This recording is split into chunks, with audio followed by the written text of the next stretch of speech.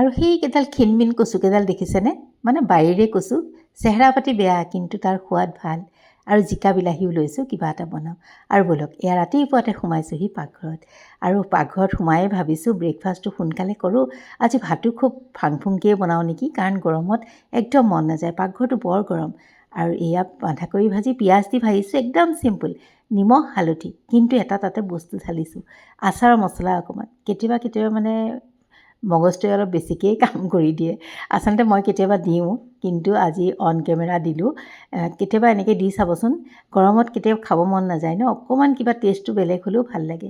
আচাৰৰ মছলাবোৰ এনেই ৰৈ যায় যে, কেতিয়াবা এনেকৈ ভাজিতে অকণ পেলাই দিওঁ, খাবলৈ কিন্তু বৰ ধুনীয়া লাগে। আৰু তাৰপাছত লৈছোঁ ৰুটিখিনি বনাবলৈ। আমাৰ মানে ৰাতিপুৱাৰ ব্ৰেকফাষ্টত ৰুটি ভাজিটোৱে বেছিকৈ চলে, কেতিয়াবা কাটচিটহে জলপান চলে। আৰু এয়া দেখিছেই নহয়, মোৰ ভাজিও হৈ গ'ল, আচাৰৰ মছলা দিয়া, খাবলৈ বৰ ভাল লাগে দেই। আকৌ এবাৰ ক'লোঁ। আৰু আটাকণ মাৰিয়ে ৰুটিকেইখনো বনাই লৈছোঁ। আৰু তাৰপাছতে এয়া চাহৰ চচপেনটো উঠাই দিছোঁ। আৰু এওঁ ভোক লাগিছেই, কেনেকৈ গম পাওঁ, এওঁ ইফাল সিফাল কৰি থাকে, তেতিয়া মানে একে ঠাইতে বহি নাথাকে, এবাৰ পাকঘৰ এবাৰ ড্ৰয়িং ৰুম এনেকৈ থাকে। সেইকাৰণে এওঁ প্লেটখনেই প্ৰথমতে দি ল'লোঁ। আৰু অকলে খাবলৈ আচলতে বেয়া পায়, ৰৈ থাকে। সেইকাৰণে লৰালৰিকৈ মোৰ প্লেট আৰু দেওৰটোৰ প্লেটো আনি ৰেডি কৰি ল'লোঁ। আৰু দেখিছেই নহয়, ইফাল সিফাল কৰোঁতে চাহখিনিও উফন্দি আহিছিলে, ভাগ্যে নপৰিলে গেছত। থাপ মাৰি এয়া কাপ দুটাত বাকি ল'লোঁ। আৰু তেন্তে ব'লক ব্ৰেকফাষ্টটো পটাপট কৰি লওঁ। এতিয়া পুনৰ আহিছোঁ কিটচেন, আজিও বিৰাট গৰম। ব'লক কি বনাওঁ অকণমান শ্বেয়াৰ কৰোঁ। এয়া আজি গৰম যদিও আজি কচু খাম। আৰু এইফালে মাছৰ কাৰণে লৈছোঁ, ইয়াত আলু দিম, জিকা বিলাহী। আৰু তেন্তে ব'লক দুপৰীয়া সাজটো আৰম্ভ কৰি দিওঁ। এইফালে মই অকণমান জালুক জিৰাও তিয়াই থৈছোঁ কচুত দিবৰ কাৰণে। আৰু এয়া মোৰ জিকা আলু বিলাহী এইখিনি ৰেডি কৰি লৈছোঁ মাছলৈ। এয়া কচু, মাছৰ মাথাফাল ইয়াতে দিম। আৰু ব'লক এয়া গেছটো জ্বলাই লৈছোঁ। তেন্তে মোৰ নতুন এটা দিনৰ মাজলৈ, নতুন এটা ভিডিঅ'ৰ মাজলৈ আপোনালোক সকলোকে স্বাগতম জনালোঁ। ভাবিছোঁ ভিডিঅ'টো চাই মৰম দিব। দুয়োফালে এয়া দুটা গেছ জ্বলাই লৈছোঁ।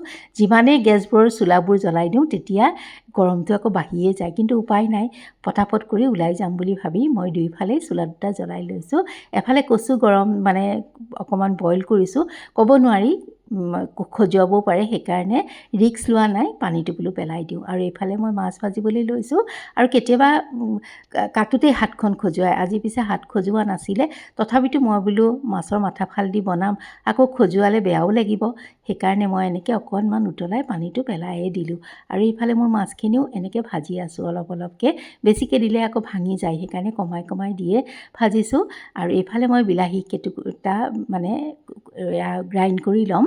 আৰু সেইখিনি কৰি লোৱাৰ পিছত মই আকৌ অকণমান ৰেষ্ট ল'লোঁ, পানী এগিলাচ মানে নেমু পানী অকণমান খাই, আৰু এওঁকো দিলোঁ লগতে। আৰু তাৰপাছত আকৌ আহি গেছটো জ্বলাই এয়া মই অকণ সৰিয়হ দিছোঁ, সৰিয়হ ফুটাইছোঁ আৰু হালধি দিছোঁ, তাতে মই জিকা আলু এইখিনি দি দিছোঁ। আৰু ব'লক এতিয়া তেন্তে কেনেকৈ বনাওঁ অকণমান দেখাই দিছোঁ। একদম গৰমত চিম্পুল হিচাপে মানে যাতে খাই পেলাই অপকাৰ নকৰে তেনেকৈ বনাম, একো মা মছলা দিয়া নাই, খালি নিমখ হালধি এনেকৈয়ে দিছোঁ। আৰু সেইখিনি সিজে মানে এইফালে মই কচুখিনিও বহাই লৈছোঁ। কিয় জানেনে, দুফালে একেলগে সমানেই কৰিছোঁ, নহ'লে বহুত দেৰি গুচি যায় এটা এটাকৈ কৰোঁতে। জালুক জিৰা নহৰুখিনিও অলপ মিক্সিৰ জাৰটোতে দি এয়া মই ইয়াত পিঁয়াজৰ লগত ভাজি লৈছোঁ। আচলতে কচু বনালে অকণমান জালুক নিদিলে ভাল নালাগে, জিৰা অকণ, গোটা জিৰা ধনিয়া বা জালুক অকণ দিলেহে ভাল লাগে। মাছৰ যেতিয়া এইখিনি সিজি গ'ল পাচলিখিনি, তেতিয়া মই বিলাহীৰ পিউৰিখিনি বনাই দি দিলোঁ। আৰু ইফালে সেইখিনি সিজিবলৈ দি এইফালে মই নিমখ হালধি এয়া দি কচুখিনি বহাই দিছোঁ। আৰু কচুখিনিত বেছি সময় নালাগে, যিহেতু মোৰ বইল কৰাই আছে। এতিয়া মই হালধি দিছিলোঁ তেলতে, এতিয়া নিমখ দিছোঁ আৰু মেগী মেজিক মছলা অকণ দিছোঁ। এই মছলাটো আচলতে য'তে ত'তে দিলেই ভাল লাগে, যিকোনো পাচলিত দিলে খাবলৈ সোৱাদটো বহুত বেছি হয়। মই সেইকাৰণে এনেকৈয়ে দিলোঁ, মাছৰ মাথাফাল দি ঢাকি থলোঁ।